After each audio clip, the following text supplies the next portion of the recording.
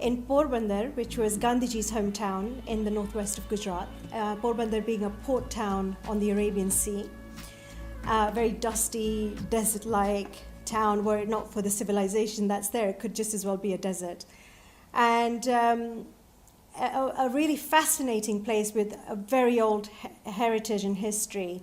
It used to be called Sudamapuri because Sudama was the best friend of Lord Krishna, and he used to live there. So it was Sudama's hometown, and it was called Sudamapuri in the old days, and now it's called Porbandar.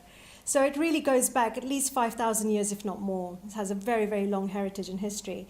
We begin there, and then when I was 10, we moved to London. So it was, I talk about the experience of what it was to come into London as a 10-year-old who was very advanced in written English, but when it came to speaking English, I never heard an English person speak English. So it was a real challenging experience. And then moving then from there on to various travels that I undertook, including travels to find myself. For example, when I was in my 20s, I came to India several times, but on one particular occasion, traveled around with some rishis and, some very developed gurus. And so it goes from India to London to India, and then later on I go to Santa Fe in New Mexico in America, strangely enough to discover some past lives, which held some importance for me. In fact, it was the interesting thing about that was how I got to be in Santa Fe, and it was completely inner guided. So it wasn't like I had this idea that I should go to Santa Fe for something, but I was in fact guided very, very clearly by my inner diamond to undertake this particular travel to go and see one particular person who specialized in facilitating accessing what's called the Akashic records. So wasn't even doing past lives as such, not past life regression per se, but a particular technique that she used to access memories, which are held in the Akashic records, supposedly the library where all experiences that ever were are found to be in one place. So if you like, I see it as memories that we hold in our own mind, but tapping into those. I also traveled later on then to Hawaii, Kauai, and the two islands in Hawaii where I had amazing different types of experiences. Off the big island of Hawaii, swimming in the Pacific Ocean, swimming with dolphins in the wild, where I had some experiences that were just really exquisite and very, very healing.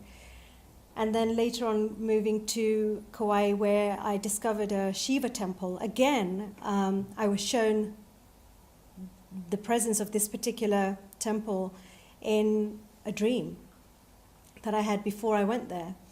And it's this exotic location, tropical exotic location with this Hindu temple. And this particular temple is so special because it has a 700-pound quartz crystal as the Shiva Lingam, the central, the central piece of the temple, where this particular, so if you imagine 700 pounds crystal is huge. It's a large, very large piece of crystal.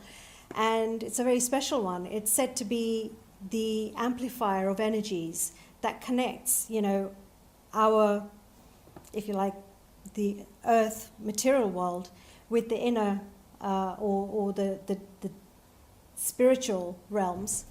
And it's a very, very esoteric, very esoteric experience. Then I'm taken to a temple on the tiny little island of Kauai, one of the islands of the Hawaiian region. And so here we are in this very, very tiny little island, very tropical, and hidden away there is this incredible Shiva temple, a proper Hindu temple. It's run by American monks. It was in fact created by an American guru who became Hindu. The experiences that I had there were unparalleled. They were second to none. there's this huge 700-pound quartz crystal, which facilitated a very, very rare, profound experience. I won't say any more than that. You have to read the book to get the rest. But you know, so there are these different travels that I've gone on, ranging from the very modern America to, you know, Pacific Ocean, Hawaii, the Big Island, Kauai, India, London.